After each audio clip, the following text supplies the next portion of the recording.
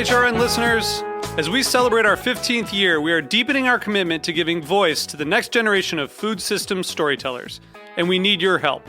Our internship and fellowship programs help activate new possibilities for underrepresented and underestimated young people through experiential journalism, audio engineering, and production training. Through these unique programs, HRN helps food equity stewards build essential workforce readiness skills that expand their potential and foster economic mobility. Please consider supporting these critical programs. And with a minimum donation, you can be entered to win a dinner for two at an amazing restaurant in one of 8 cities and tickets to a concert at a great venue in one of those cities. We have incredible partners across the country who have donated, as they also share our passion for helping to educate the next generation of food systems storytellers. Check out heritageradionetwork.org/15 to donate and enter to win today. That's heritageradionetwork.org/15 to donate and enter to win today. And make sure you donate before March 31st. Thank you. This episode is brought to you by Wisconsin Cheese. The great state of Wisconsin is home to the only master cheesemaking program outside of Switzerland. Learn more about Wisconsin's cheesemaking history at wisconsincheese.com.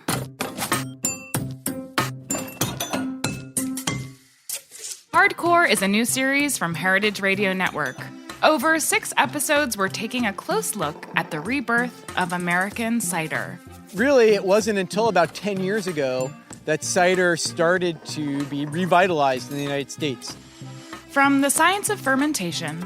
So yeast, it's a fungus. It's a unicellular fungus. To the magic of terroir. What really excites us is thinking about communicating that very sort of spiritual aspect of knowing a piece of land. We're setting aside our cider donuts to gain a deeper understanding of this singular beverage. I love a cider donut. You don't have to have a cider donut with your cider, and I will die on that point. Subscribe to Hardcore wherever you listen to podcasts.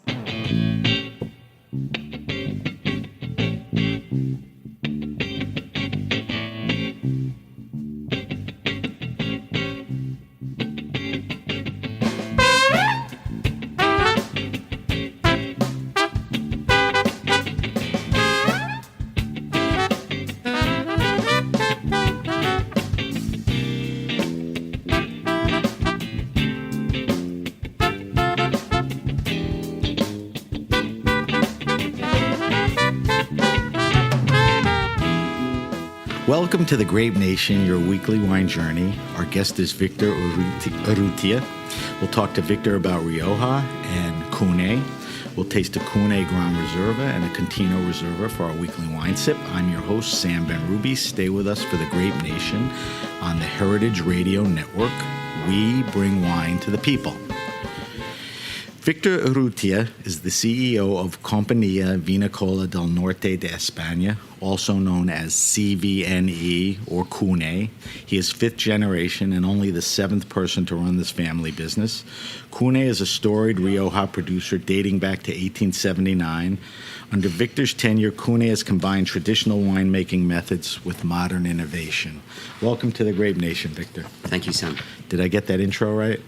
You did probably better than I would have done. Okay, so good. Yeah. All right, Victor, I want people to get a little context to who you are. Mm-hmm. So I want you to tell me about you. Tell me about your journey in life and wine that got you to where you are today, which is the CEO of CVNE. Well, I did not follow the traditional path into the wine business. Most people, particularly in family wineries, they get trained as winemakers or vineyard managers. They study, they have a technical background. Probably their parents did as well. In our case, it's quite different. I studied law. I never really wanted to be involved in the wine business.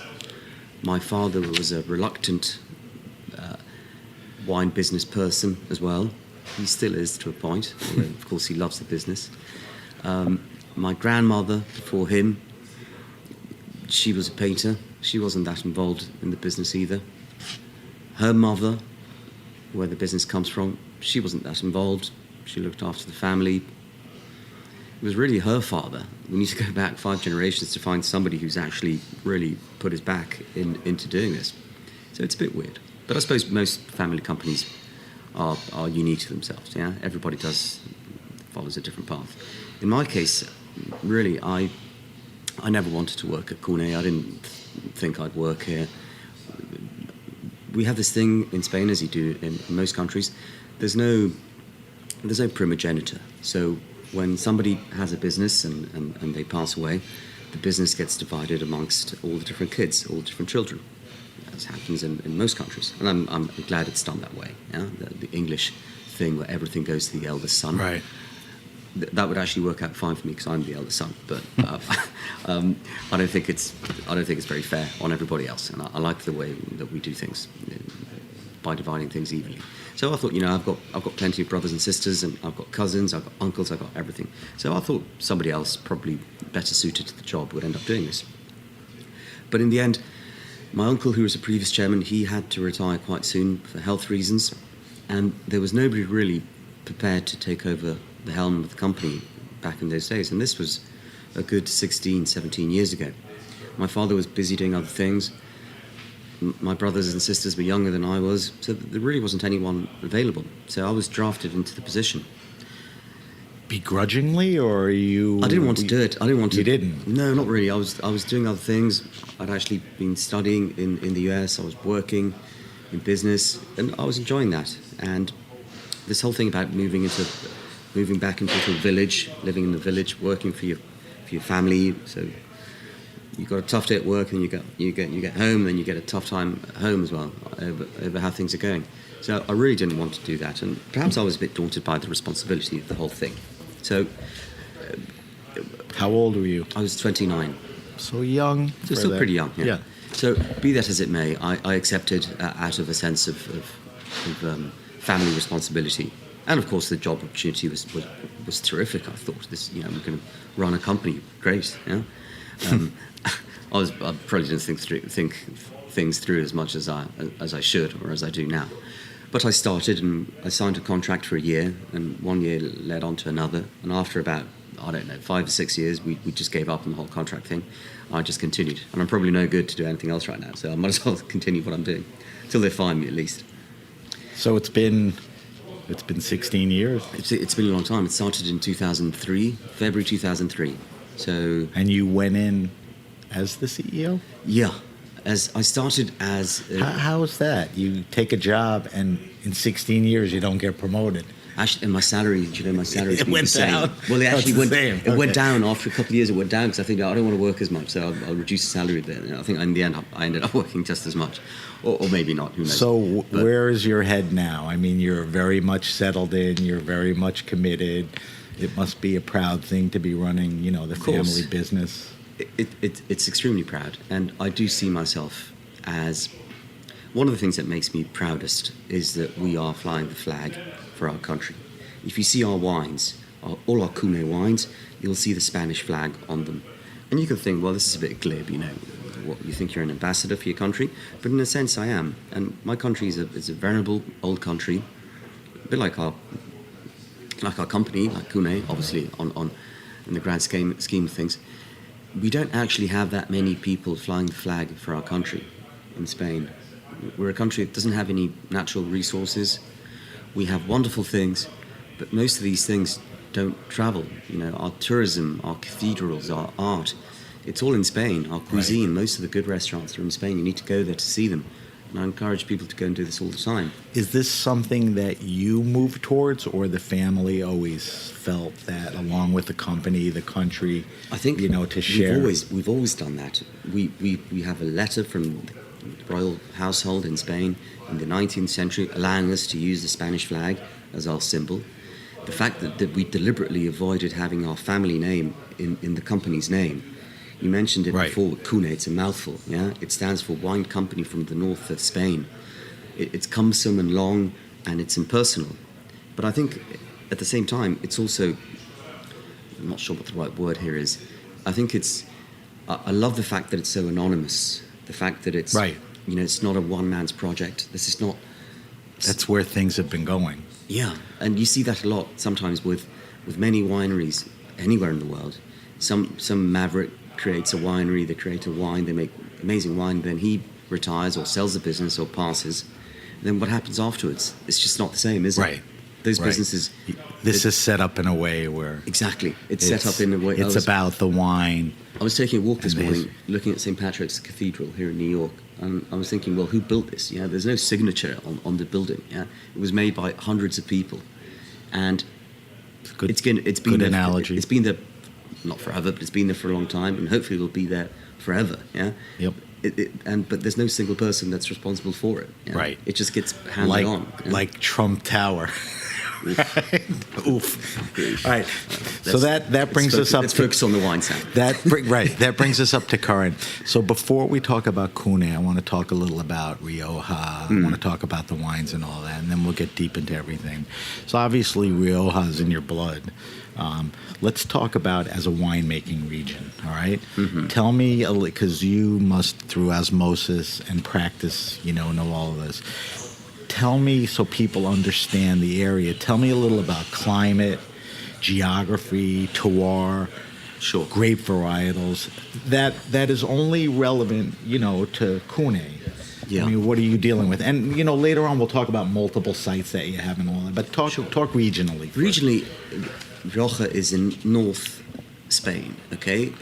So people often, when they think about Spanish wines, they think of Mediterranean wines that are hot, alcoholic, powerful, dark, and concentrated. Yeah, and that's fair enough. A lot of Spanish wines are like that, but we mustn't forget that Rioja, at least the northern part of Rioja, where we own our vineyards and we make wine, the influence there is very Atlantic.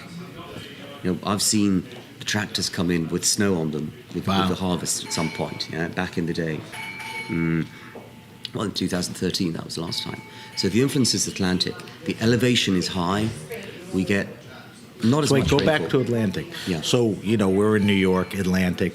So that means change in seasons. Of course, Like you said, It means- Mediterranean is almost always warm. Right. You talk about the snow. Exactly. Change in seasons. Winters are harsh and cold. Is it a shorter growing season or a typical growing season? Typical growing season. I think the longer the growing season, the better the wines will be in general. Yeah.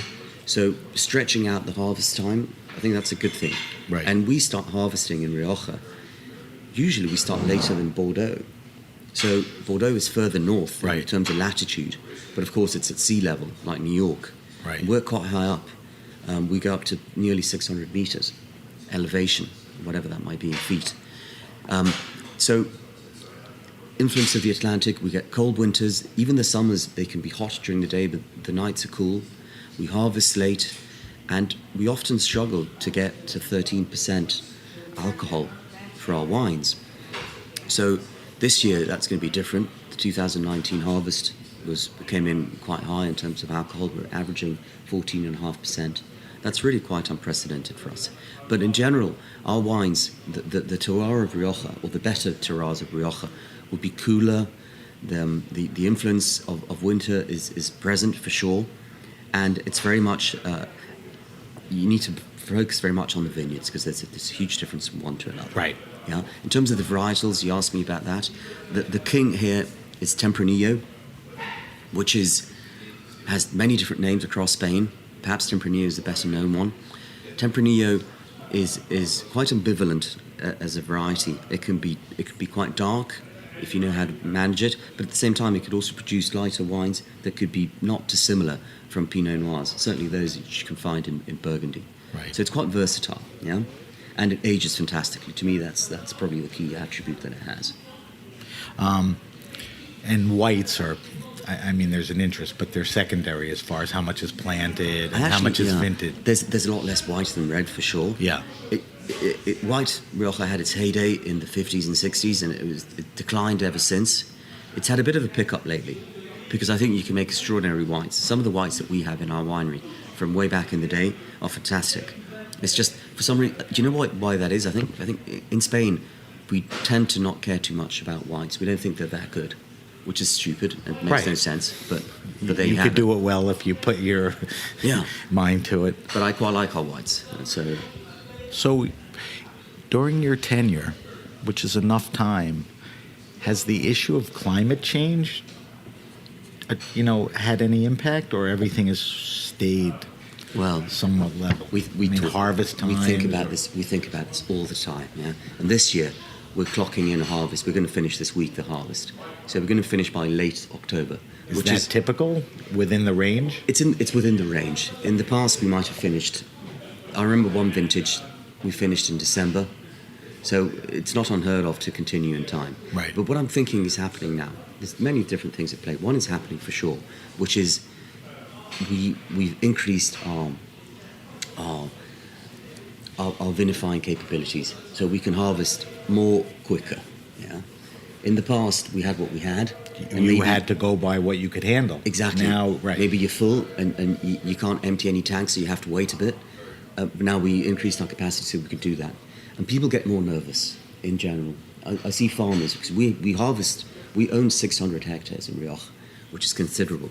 But we also harvest the fruit of 250 farmers that bring us their fruit. Yeah? Some of these people have been coming to us for generations. You have estate-grown grapes, and you contract with a multitude of farmers, like you said. And sometimes the farmers that bring us the fruit is even better than what we can produce. Right. Yeah? So I'm very happy to have these relationships. Right, and I'm sure some are long-standing. Oh, yeah. Some have been there for generations. Yeah. In these vineyards we would love to buy, but of course if they're not available to sell, well, then we can't. The best we can hope for is to have them as suppliers. And what I'm seeing is these guys, in the past, they perhaps were more laid back in terms of, well, we'll harvest when we think we're ready.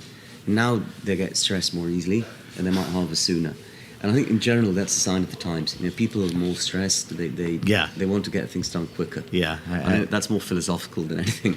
That has nothing to do with climate change. It has to do with the times we're living in now. But in terms of climate change, if you look at start dates for the past, since I've been here, 19 years, harvest dates, they have been creeping up. So I think, And interesting. Yes, I think there is a trend. But more importantly than that, what we are seeing is freak weather patterns. 2017, for instance, we had a huge frost across all of northern Spain, and nobody remembers seeing that. I talked to people in my family. Some people say, yeah, we saw that in the early 60s once, but it's not unprecedented, therefore.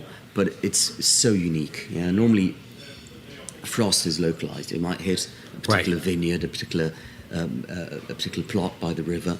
But to have something as widespread as this, it's completely unprecedented, I find. And we get much more hailstorms as well. We just didn't see these things so often in the past. So we are seeing those things. Yeah, it's interesting how many different things are thrown at you. You worry about temperatures going up or down, but there's so much in between. I was going to ask you this later, but it's appropriate now. Tell me about your farming practices. And the reason I ask is the climate, soil and all that, is it easy to manage? Or, when you farm, can you look at organics? Probably not biodynamics, but, what are you doing out in the farm? Do you need anything? Good question, and we struggle with this because... I'm not putting you on the spot. No, on the contrary. We put ourselves on the spot, and we've looked at biodynamic, and we struggle with the more esoteric components of that. As religious people, personally, I struggle with the esoteric components of biodynamics. I think a long time ago it would have been considered heresy, right? And even nowadays you could. But biodynamics has a very good thing to it, which is the organic side of things. And that is where we would like to do more work. What we have done is, over the past 5 years, we have eliminated entirely the use of herbicides. And to me, that is the one thing that is most damaging to vineyards, or to any crop, really. Right. And we did have some herbicide use, and that's gone. Okay, so we just do things by hand. It took a long time to convince our farmers, ourselves, that this was worth doing. So you go out to your contractor guys and say, listen, we want to move in this direction. You want to get them on board as much as they'll come on? Yes, but in the end, we can only really convince yourself. Right. Other people, they can tell you that they're going to do that, but you can't force them to do it. You can try and compensate them, but even that is a struggle. So what we do ourselves, we have eliminated herbicides. Pesticides, we have practically eliminated as well, at least systemic ones. And we are slowly moving towards being organic in as many vineyards as possible as we can. But that is a work in progress, and we can't really claim to be organic. entirely right now. But you want to preserve the earth, the soil. I mean, it's a Of course, generational thing. You know, It is. you want to And be able to turn back to it and have. It's a generational thing. The previous generations, they struggle accepting this. They think if you do this, if you look at organic vineyards, you will lose a huge chunk of your crop pretty much every year. And for me, as a non-technical person, I struggle convincing them that that's not the case. Yeah, because they know much more than I do, and that is a fact. But we are moving in the right direction, I think. Now, what about carry that through into the cellar? Are your wines that there's a lot of intervention, or? Well, that's a good question, you know, and we often debate. And intervention, again, isn't always a negative word.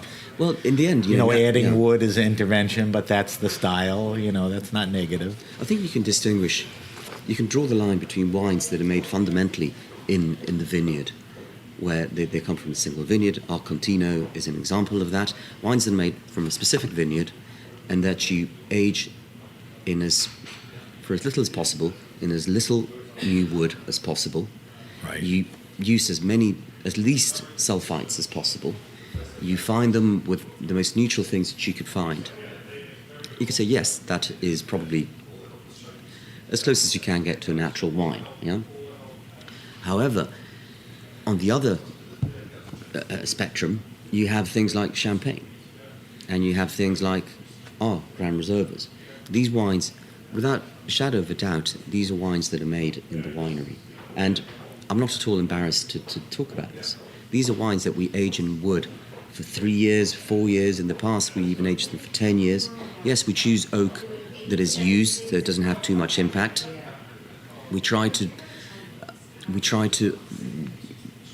not have too much of an impact, but ultimately, of course, you're having an impact. Wine is made by human beings. It's not made in nature. Yeah? Right. You cannot just. It doesn't make itself. You need to make it in the winery. I don't think wood is an intervention. It is in a way, but I mean, it's been done for a long time. Now there's steel tanks and concrete and, you know, clay and all of that, but that's the style. I think ultimately a heavy-handed wine with too much oak was fashionable a while back. We never did those wines there. There was a fashion maybe, 20 years ago with European wines, and you could argue with American wines as well. For power, yeah? Sure. Power over anything. Alcohol, fruit, extraction, new oak on top of new oak. We never did those wines. And we completely missed out on that fad. We were completely unfashionable when those wines were being made. Yeah? And because we did wines, we make our wines the same way we did 100 years ago. We completely missed out on these fads. So you just answered my question, because the question was, less you, more the wines of the region have sometimes been accused of too much oak, higher alcohol. I think there's a push for fruitier aromatics, you know, which was a trademark. Yes. And you could dispute all these, I want you to. And some people even knock that some of the wines weren't that ageable. Well, now you've already kind of said that, you know, you never went into the heavy oak thing and all. No, we never knew how to make those wines. And I'm actually, when I started... So that was less Cune and more wines of the Rioja region. Oh, yeah, totally. I mean, there were wines, when I started here, there were wines that were completely fashionable in Spain and in other parts of Spain, other parts of the world, excuse me. And those wines were very successful, and we were completely unsuccessful in those days. And felt it business-wise? Just a little less interest because the stuff, like, you know what parkerization is. He was into very big, bold cabs, Rhones, all that, and wine. Wineries started making wines, you know, to pander to his taste and all of that. Yes. You didn't jump into that too heavily. Well, no, we didn't jump into that at all. At all. When I started here, I saw these wines, and I said, well, I've been to the US, and people are telling me about these wines. Can't we do the same? As somebody coming really from outside, I'd been on the board of directors, but I wasn't really involved in the business.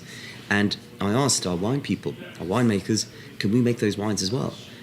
And the short answer was no. We don't really know how to make them. Okay. So that was easy. But their big concern, and the way they convinced me is, we could try and make those wines. I think we have the fruit to make those wines. Right. And after that, it's a stylistic decision. But what we don't think we could do is make those wines and have them be ageable, have them last over time. Right, that's important. Well, to us, that was key, because all the wines that we sell, we age them for a bit beforehand, and we expect people to age them for longer. And really, our reputation is based, I would say, even exclusively on that fact. The fact that you can get a bottle of Imperial from the 80s, 90s, 70s, 60s, and if it's been well preserved, the wine will be amazing. Right. And to us, that is everything. Yeah? Time is the only test that counts. So to make wines that won't last over time, that would kill us. I think that would be the end of our reputation. You stay the course. Yeah, I mean, other people have reputations built on other things, yeah, and perhaps we're not sufficiently good commercially or marketing-wise to have these other attributes that people recognise. But the one thing that we do have is ageability, and to make these fruit-forward bombs that don't age, that would kill us. So clearly we can't go that way. I'm glad that we didn't. I'm very happy about that. Everything comes back around.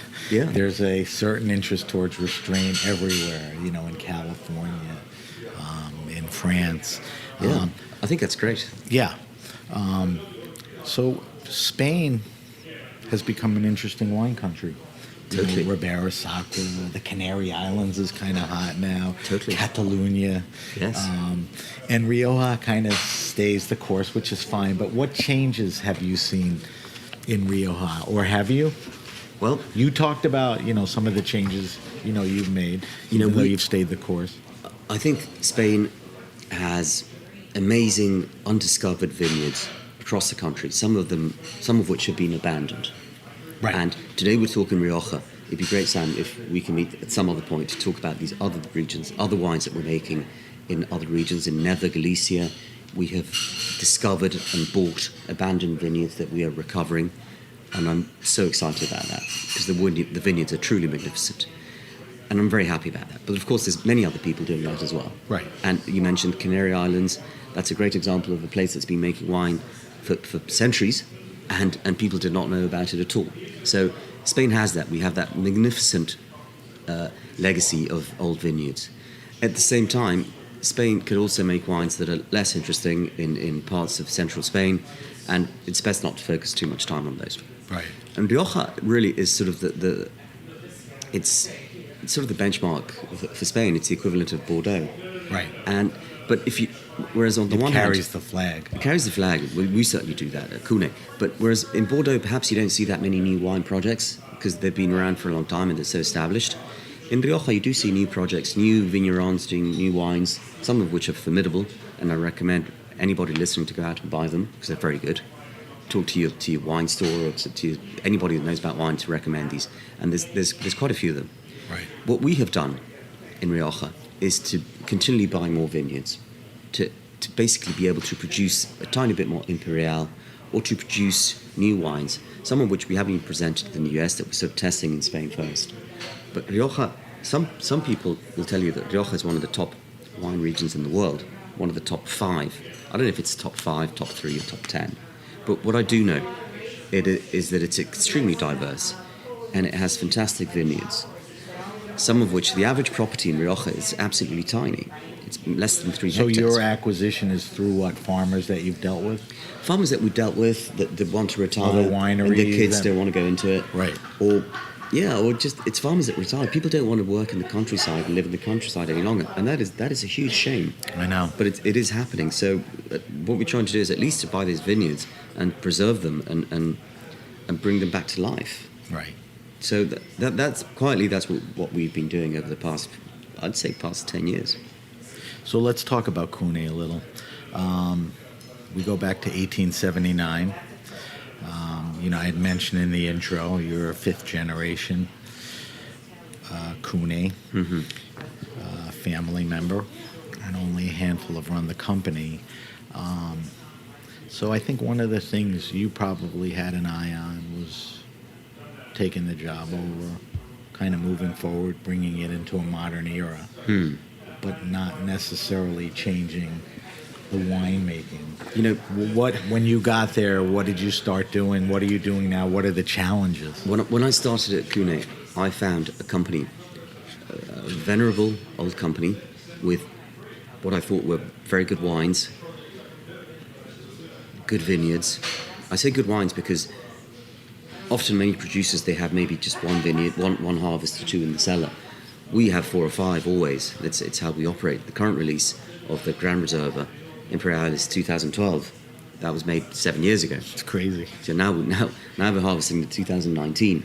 We're not going to release that until, I don't know, in 7 years' time, 8 Right. years' time. Yeah, That's not a common winemaking thing when So- you talk to most people. Right, Maybe right. Brunello, they leave it around a little longer. maybe, but or maybe Not longer. Not longer. But they no. leave it longer than We most leave other it- wines. I think Yeah. we leave it as long as anybody. Yeah. Really. So when the finance person asked me, so how much are we going to sell of this wine? I said, well, when are we going to sell it? And he says, well, I don't know. It's 8-10 years. Who knows what we're going to sell? Yeah. Not that we're very good at planning anyway. He should know that by now, though. Yeah, well, he's very young. Okay. So, we're all a bit young, and that speaks to the point. When I started, everybody, I was born in 1973, and all the people running the winery, the winemaker, the vineyard manager, the accountant, the one person they had in charge of sales to Spain, the one person they had in sales for export, they had all been working at CVNE since before I'd been born. So I thought, wow, they're probably looking at this young person taking over the job and thinking, what the hell does he know? And they're probably right. I didn't know anything at all. But they were a sleepy bunch of people as far as I think not incapable or incompetent, just... There's wonderful stories that you hear about wineries like ours. But really, I think we did not. We were the least commercial people you could find. There was a fax machine that hardly worked, taking orders. I think it's wonderfully. It was very cute, but So you had a completely hand unsuited. in changing that. It was completely Sales unsuited and to the marketing. modern You world. jumped right into. Well, I asked, what is the priority here, guys? What is the most important thing in your job? And everybody separately, they would tell you, well, to make as good wine as possible. Nobody cared about actually presenting that wine to people and making it known. So I thought, well, this is the one thing that we need to start doing as well as making good wine, is to get people to know our wines. I think so. Nobody spoke English. Nobody bothered traveling to explain the wines. I thought, this is a shame. There's amazing wines from other parts of Spain and from Rioja that are becoming well known in the US. Why aren't we doing the same? We should be doing exactly the same as these people. Our wines are as good and our legacy is as important, I think. So we started doing that, and it's taken us a long By time. convincing the existing people, turning people over, adding? No, really. I mean, you're shaking the apple cart a lot. My sister started working with me, and she helped me out a lot. I joined the company. I travelled a lot. I wasn't going to make the wine because I didn't know how to So make the you wine. became a but at least- face of the company that Yeah. really never had a face that was willing Precisely. to... We didn't really have a face beforehand. Right. My uncle beforehand, he was very much a reserved person. He did not enjoy going out and doing tastings. He's much more comfortable in the wine room or in the vineyards, which I think is good. It means we didn't lose our soul. We continued to be authentic to what we were. We weren't a marketing machine. And I like to think that we're not that nowadays either. But we need to have a face and we need to explain our wines to people. Otherwise, nowadays people get bombarded all the time by everything on their phones, on the street, everywhere. Yeah. How can you expect people to know about your wine if you're not at least trying to show them to you, to show them to people? Because So how long did it take where you felt comfortable that... I still you know, think. you- Well, I think we're still not there yet. You know? I think it's wonderful that we're Listen, having this you've won a conversation Wine now. Spectator, Wine of the Year. That's exposure. Well, you see, things that was huge, and we weren't even expecting to be in the running for that. You know, it wasn't even. I didn't even consider. But those are the organic things. That's Right. based on the product being so good, and now you have the exposure and marketing. I suppose we do. You're right, but there's still hundreds of thousands of people that like wine that don't know about us. Right. In the US and in China or in Japan. Right. And it's our duty to get to those people. So that our job is still Right. in the making. Victor, we're going to take a quick break. When we come back, I want to talk about the diverse array of properties and the wine specifically, and then I want to subject you to our wine list, and we're going to taste a little wine. Very good. We're talking to Victor Urrutia from CVNE. This is The Grape Nation. We'll be right back.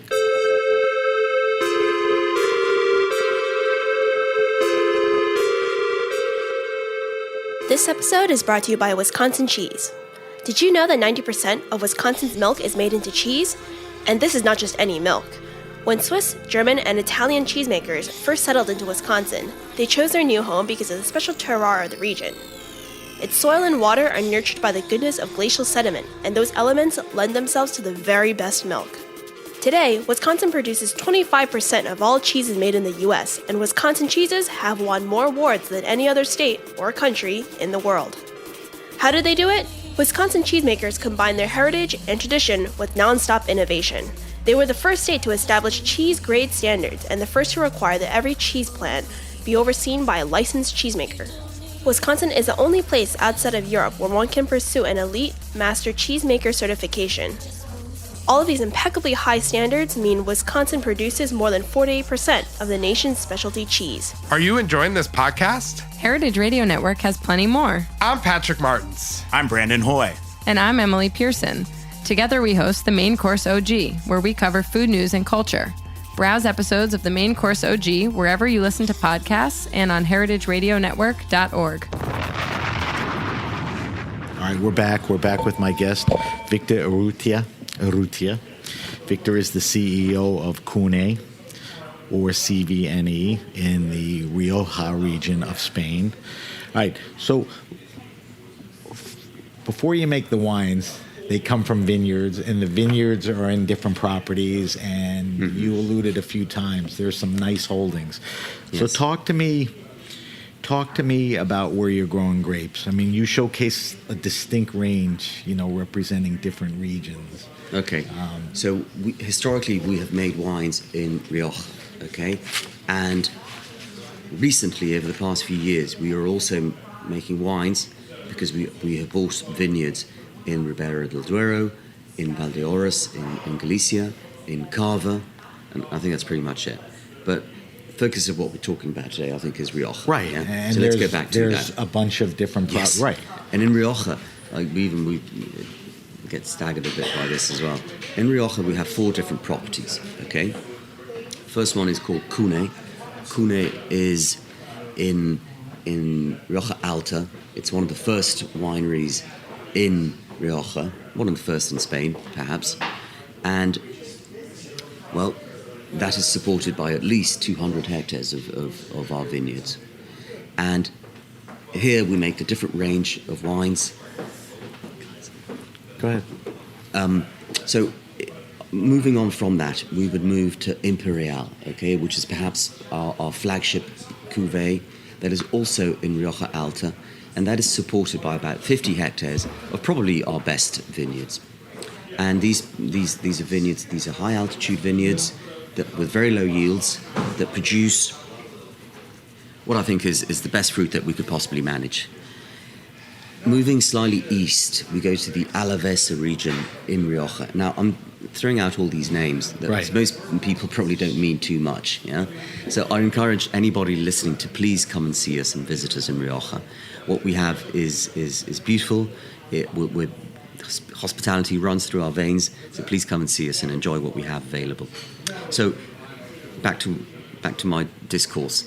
In Alavesa, we have 2 different properties. Alavesa is in the Basque country. This is the northernmost part of Spain. It's rugged territory, very rural, and the wines have always been made here in Burgundy bottles in the past. Because these wines, and they are distant cousins, I think, from the wines of Burgundy. They're very fine, they're elegant, they go well with gastronomy. 2 of the wines that we make, the 2 wineries that we have there, one is called Viña Real. Okay, we're celebrating its 100th anniversary next year, 2020. Very happy about that. Same as Imperial. Both wineries were founded in that year. And the other one is Contino. Contino is the first single vineyard in northern Spain, I'd say. And for us, it's a relatively new property. The first vintage is 1974, and it's still drinking fantastically. So these are also very nice wines. And it's a single vineyard. Again, more powerful wines, but also worth the scuffle, I'd say. So those are the Rioja properties. All right, so let's talk about wines. Yes. Connected to every one of those properties. You mentioned a few, but I mean, to my look and to my count, when you look at everything, going back to Ribera del Duero. There's over 30 bottlings, it looks like, 25, 30. Yeah. But the main ones staying in Rioja are what you mentioned, Cune. There's reservas, grand reservas. Let's talk about, the major wines. Okay. Let's talk about what makes a reserva, what makes a grand reserva. Sure. Yeah. Let's start, if you want, Sam.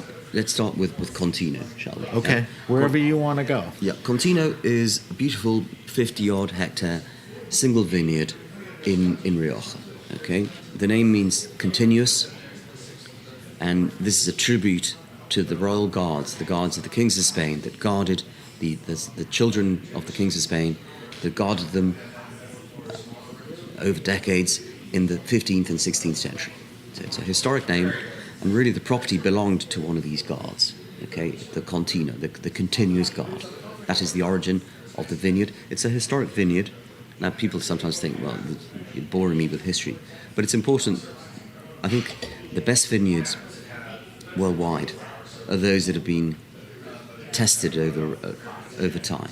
Now, of course, in the US, we haven't had enough time to do that because the vineyards are still too young. Right. But over time, when people look back in 100 years, which are the best vineyards in California, that it would be vineyards that have been producing wine for a long time and consistently producing good wine. That is the true test. Agree. Yeah? And Contino has passed that test. Although we have only been bottling wine from Contino and vinifying it in the property since 1974. So 45 years. Which to us is a short period of time. Relatively young, yeah. Relatively young, yeah. But the wine, we bought the wine from the property. We bought the fruit, from the property beforehand, and we recognise it's extremely high potential. So this wine is different from other wines that we make in Rioja in the sense that it's more powerful. And this is really, we were talking before about wines that are made in the winery, wines that are made in the vineyard. This is a wine that is made in the vineyard. Okay, it basically produces itself, and the task of the winemaker is to harvest the fruit at the right time, to capture it, and to bottle the wine not too long after that. The wine that we have in front of us now, it's Contino Reserva 2015. Is this it? Yeah, this is it. So you're asking before, Reserva and Grand Reserva and all that, what does it mean? It's really the historic way of doing things for us. Reserva to us means that the quality is very high, and it's a wine worth reserving away and storing away. Yeah, that's what it means. But do you have for lack of a better word, a formula? It's in oak or some kind of vessel, and in the bottle it is, for a set period of time, right? In the past, it wasn't regulated. You could call Reserva anything you wanted. But of course, to us, we had to be careful that it was worthwhile. Otherwise, our reputation would be in tatters. So for us, this really was an extremely high level of fruit that we would age for a minimum of 2 years in barrel. 2 years in used barrels to make sure that the wine will last a long time, okay, once it's bottled. So it spends 2 years in barrel. People ask me, do I need to decant the wines when I open them? I said, no, it's done all the decanting in the barrel in the past. It's been there for a long time. So decanting doesn't really add to our wines much to it? It gives the wine a bit of air, which is always nice. Right, but it's not necessary. It's not necessary because we don't have much sediment. The fruit itself in our wines is not that powerful anyway, so you don't need to do that. And with Burgundies as well, often you don't need to decant. No. I like to say, decant the wine in the glass. Yeah, pour yourself some wine, right, and let it evolve. Let it evolve in the there. Glass while you're chatting away. Yeah, just let it open up. Yep. Which, as we're doing right now with this delicious Contino. We'll evaluate it at the end of the show. Okay. All right. So that's the Reserva. Is there a Contino Grand Reserva? There is. Longer aging, better fruit. So we don't do it every year. We do it occasionally. We skip quite a few vintages, in fact, with Contino Grand Reserva. Only those that we deem to be extraordinary. And we often bottle most of it in Magnum as well to make sure that people save it for a long time. What about the Cune line? Okay, Cune. There's two kinds of Cune. There's the regular Cune, and we do the traditional Crianza, Reserva, Grand Reserva. We do a white, we do a rosé. So we talk Reserva, Grand Reserva. Explain what a Crianza is. Crianza would be, if you want, below Reserva. We only age that for 1 year in oak and 1 year in concrete tank. This is wine to me, the most useful comparison is with non-vintage champagne, in the sense that you have a house style and the wine does not change massively from one year to another. Right. Of course, the vintage will speak through, but it doesn't change massively. This is wine which is delicious, everyday drinking, have for lunch, have for dinner, drink it as much as you want. What about grapes? Do you save the better grapes? Yes. For the better wines? Yes. Even though Crianza's aged a little less? I like to say... keep the cost, at a good value? Well, we produce Crianza every year, Sometimes we struggle if the year is bad.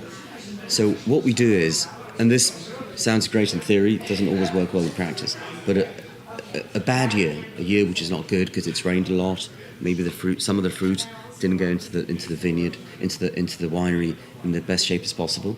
Those years we won't produce any Reserva or Grand Reserva wine. So that fruit, which typically would go into the higher wine, will go into the Crianza. So that means there's more Crianza that year? Well, maybe not. Maybe we declassify some of the Crianza that didn't make the cut. I think the good thing about old wineries is that they should not vary too much the quality of the basic product. You see that sometimes people come to expect. Exactly. Not necessarily a house style, but a consistency. I like to think of a house style. Okay. But you're right. Consistency, I think, is key because honestly, you can have tiny producers that perhaps are lovely people that make extraordinary wine when the year is good. But if 1 year it's bad and the wine is bad, well then you disappoint people. Right. So, and most people, to be honest, haven't really got the time to follow every winery every year and to know exactly which wines they can drink and which ones they cannot. I think that's a bit unfair. You're demanding too much from your regular person that likes wine. All right, so we talked Contino, we talked Cune.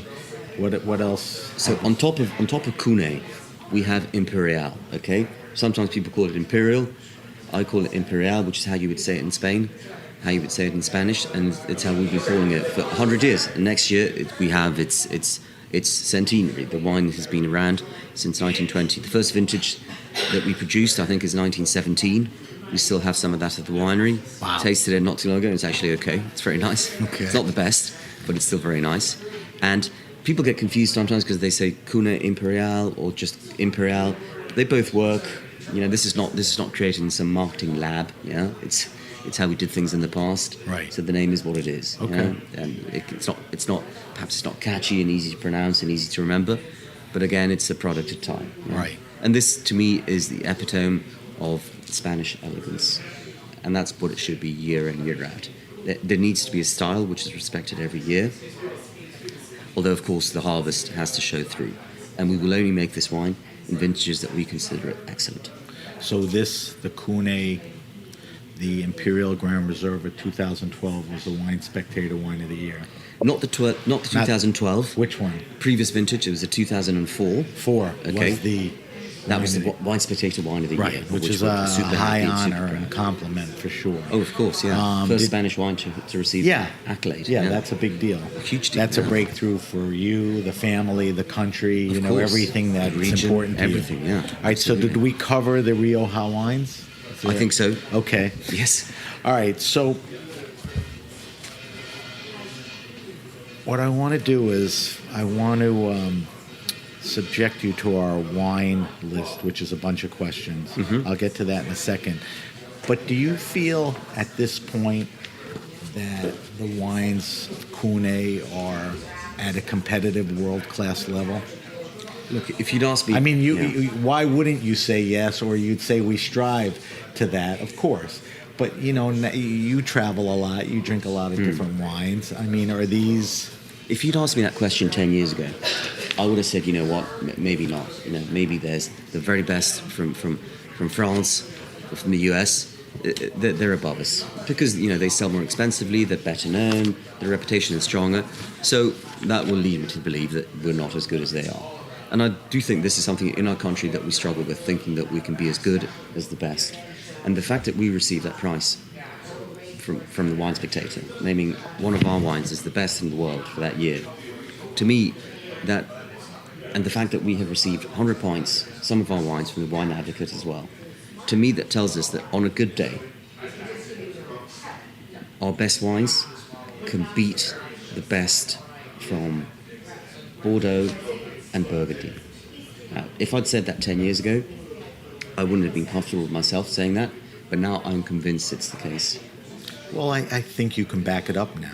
Exactly. I think your quality is consistent. Scores are important to a lot of people. It indicates from the experts that the wine is performing. Yeah, so you're there, and you I've spoken to experts. I've spoken to wine lovers. I've tasted the wines in the company of both of these people, and yes, probably the reputation is far stronger. Of course, it is. People, Burgundy and Bordeaux, the Premier Crus from Bordeaux, Grand Crus from Burgundy. These are the benchmark wines, and the top wines they sell for thousands of dollars. Right. We can't do that. And No. It's probably better that we can't. I think the value in Spain is off the charts. And never use the word, I'm not even talking inexpensive or cheap. I just think the quality to value ratio, when you look at the cost, it's as competitive or more competitive than anything. Look, I don't know if people follow basketball as much. I do. In the S. And what's the benchmark in basketball? Of course, it's the US. It's the NBA. It's the best. There's no question. There's no doubt. But Spain just won the World Cup at basketball. A lot of the Spanish players, they play in the NBA, right, and they're very good. The Spanish basketball team could give a good NBA team a run for its money. Yeah, perhaps it could beat a very good NBA team. Good analogy. On a particular day. Good analogy. Over a season, probably not, but on a particular day, yes. Right. Yeah. So you want to at least start with that and build from that. Exactly. So, thank you. I think it is a good analogy because it's really where we're coming from. Yeah. It is a good one, and you're right about the U.S. being the benchmark in basketball. We have an Olympics coming up, right, and it just shows you how competitive Spain will continue to be. That'll be a thorn in the U.S. Well, who side. knows? Imagine Spain beating the U.S. in the Olympics. Could happen. In basketball, it could. It hasn't happened. It could happen, but it could happen. It could. And that's what I like to think about our wines as well. Not that I want to be competitive about this whole thing. I agree. It should be enjoyable. This whole wine drinking business. But all right, we're talking to Victor Urrutia. Victor, I ask all my guests a thing called the wine list. It's 5 questions. They're the same 5 questions to everyone. Mm-hmm. I didn't prep you on these. I want you to be spontaneous. Don't be long-winded. Our listeners are very interested in what our guests drink. Okay. You're around the winery, you're around the wine world. Let's see what you're drinking. So the first question we ask everybody is, what are you drinking now? What are you drinking as you travel? Seasonal? Are you trying things? Are you traveling? What's in the fridge, on your table? Okay, I'm drinking a lot of sherry nowadays. Okay, why? Because it's refreshing. Okay. It's delicious. It's powerful, and it goes well with most things. And I'm actually doing a lot of travel, and it helps to give you a quick buzz. Sherry is having a moment too. Not that it ever lost it, but it's a little more high topic. It's exotic and low key. But anything else? Champagne. Always? Always, yeah, I love champagne. All right, those are 2 good answers. All right, do you have a favorite wine and food pairing? Sort of the goofiest question on the list, but is there something a few times a year, once a month, something that resonates? I'd say aged old Rioja and or Burgundy with duck. Okay. Duck. It could hold the fat and the richness and all of that. Totally, you can taste the savory, it's delicious, yeah.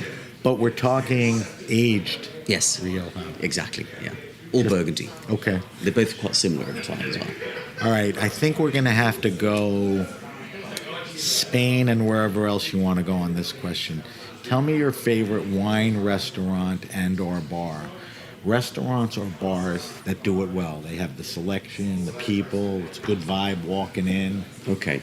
Without wine question, knowledge. I would have to choose in Spain, Recondo and San Sebastian. Okay. Food is not adventurous.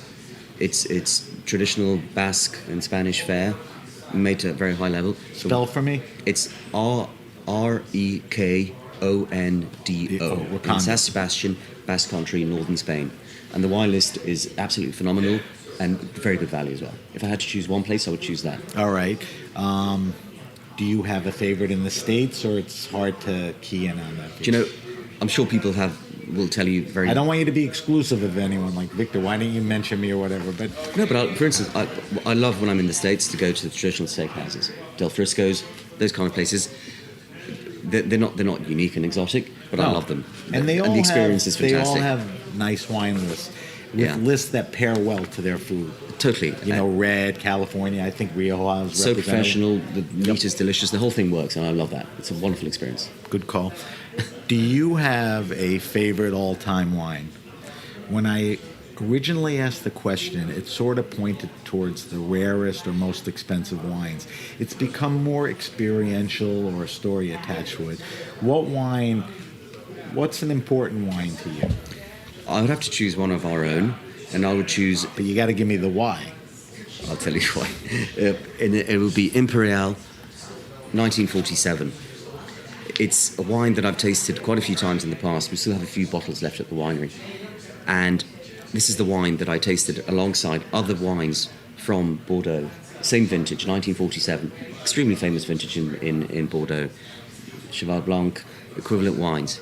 And our wine, they were different wines, of course, different varieties go into them. But our wine probably did better than the rest. And to me, that clinched it. So yes, we can do it. We can beat the French at their game, one of their best vintages.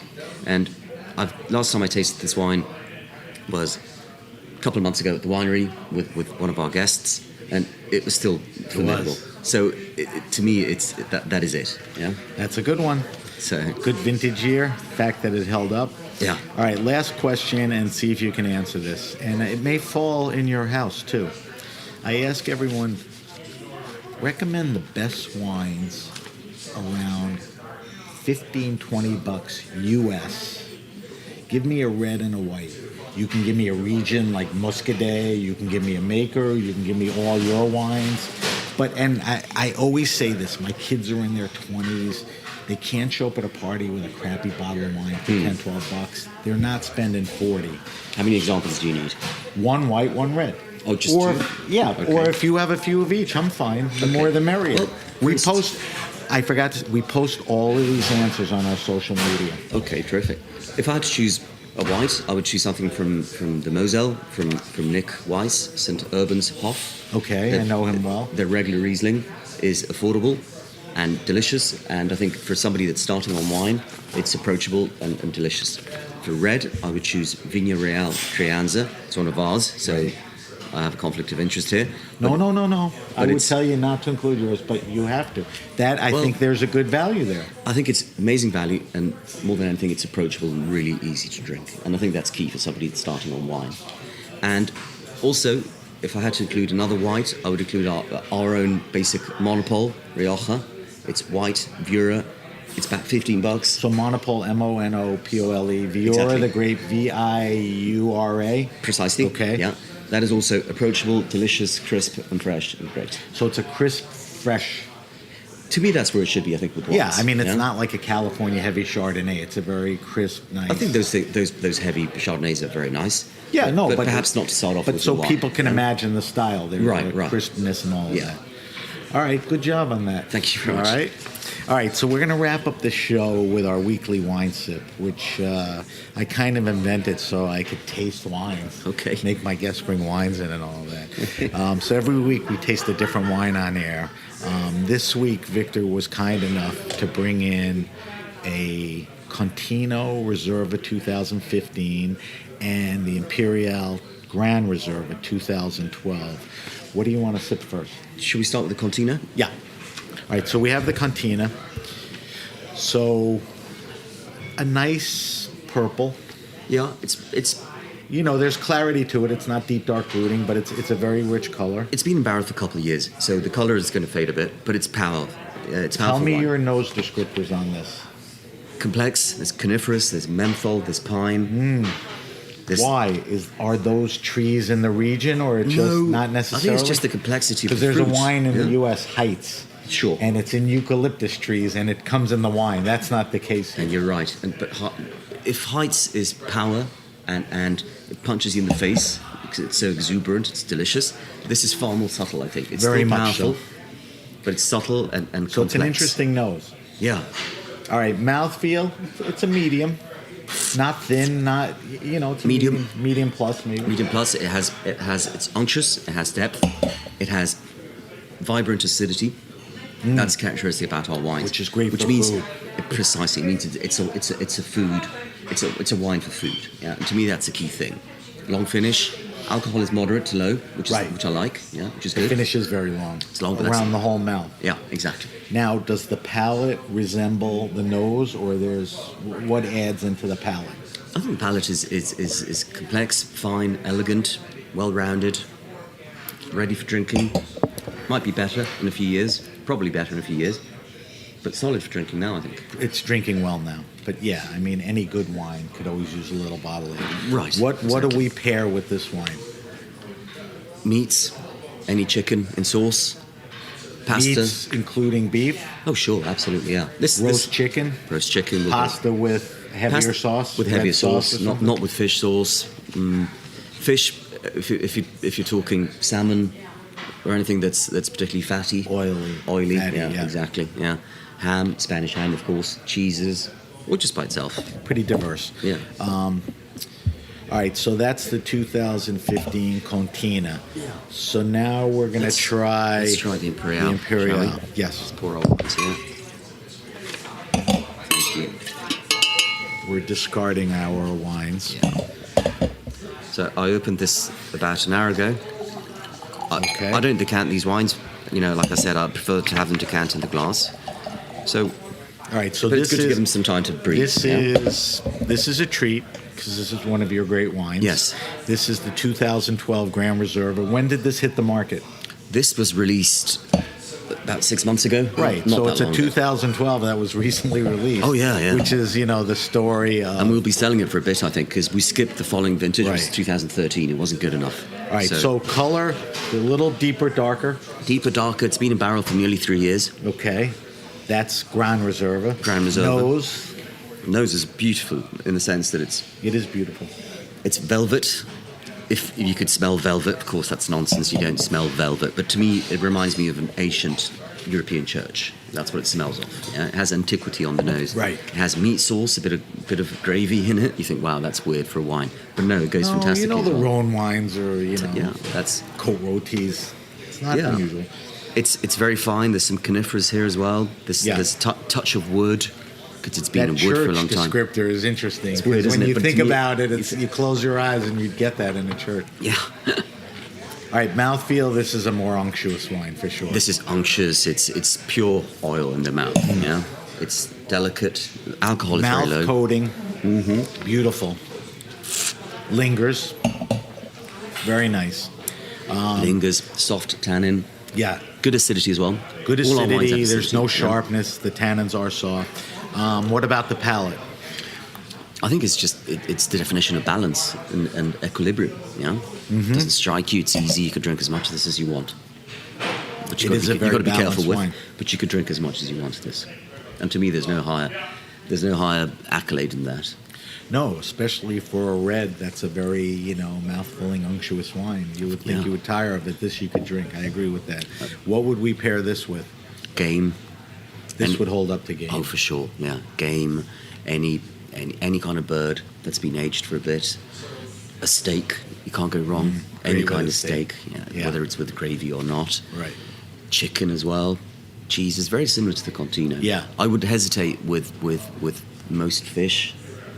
This one stay away from, even salmon or whatever. Aged red with fish, it tends to me it reminds me a bit of the depths of the sea from whence the fish came. Yeah, so right.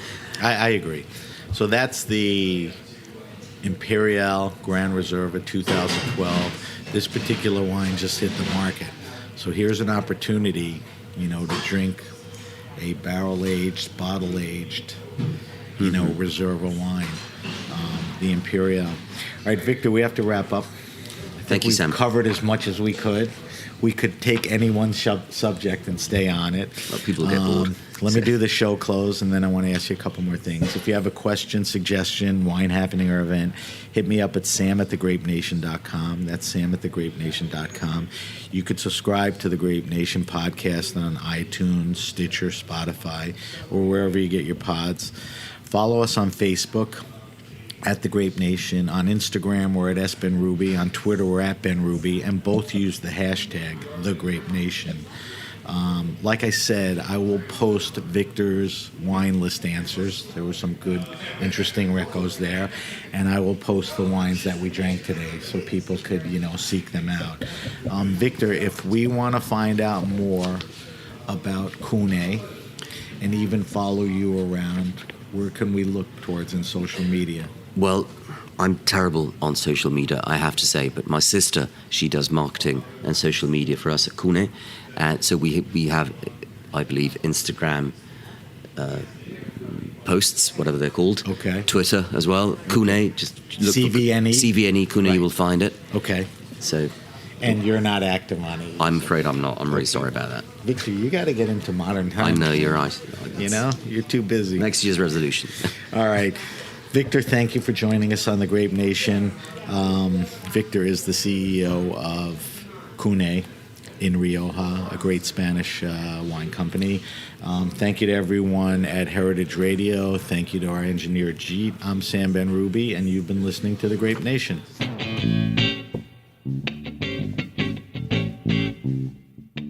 The Grape Nation is powered by Simplecast. Thanks for listening to Heritage Radio Network, food radio supported by you. For our freshest content, subscribe to our newsletter. Enter your email at the bottom of our website, heritageradionetwork.org. Connect with us on Instagram and Twitter at heritage_radio. You can also find us at facebook.com/Heritage Radio Network. Heritage Radio Network is a nonprofit organization driving conversations to make the world a better, fairer, more delicious place. And we couldn't do it without support from listeners like you. Want to be part of the food world's most innovative community? Subscribe to the shows you like, tell your friends, and please join the HRN family by becoming a member. Just click on the beating heart at the top right of our homepage. And thanks for listening.